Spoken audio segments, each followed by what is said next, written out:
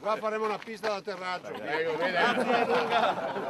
Ci ha provato pure il governatore del Veneto a sciogliere il gelo tra Treviso e Quinto sul caso aeroporto, dopo la decisione della Commissione Via e la cancellazione di tutti i decolli sulla città.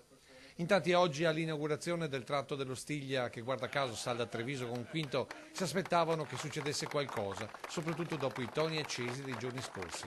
Poi non è passata inosservata l'assenza del sindaco Mario Conte, rappresentato dal vice ed estraneo alla polemica dei Checchi, e l'arrivo in ritardo del sindaco D'Arzilio, che a onor del vero ha presenziato prima al funerale del concittadino morto sul lavoro lunedì scorso.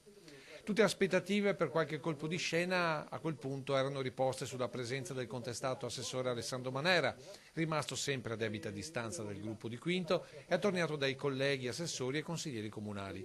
Poi è arrivato Gentilini e con Zaia è iniziata l'operazione disgelo. Ma vi vuoi domandare dove eri nel 1938 quando Mussolini è venuto a inaugurare l'aeroporto? E io c'ero. Io c'ero. Chi eri nell'aeroporto? Io 29, aveva 7 anni. Cosa sei? Nel 38 quanti ne avevo? 7 anni. 8, 9, Giovane Balilla, tu capivo. E c'era il deserto. Che sia un tasto Dollens lo si percepiva chiaramente, visto che nessuno dei contendenti ha voluto parlarne direttamente. Così, dopo la parte ufficiale, è iniziato il lavoro dei pontieri, da una parte e poi dall'altra, fino ad arrivare alla stretta a denti stretti. Questo è l'inizio della pace. È l'inizio della pace. Allora, facciamola così. È Pasqua, ti faccio gli auguri, buona Pasqua a te e alla famiglia, perché va bene tutto. Sappi che da parte mia io voglio andare a fondo della cosa, non mi è piaciuto come è stata gestita la cosa e quindi andrò a fondo nel capire cosa è successo.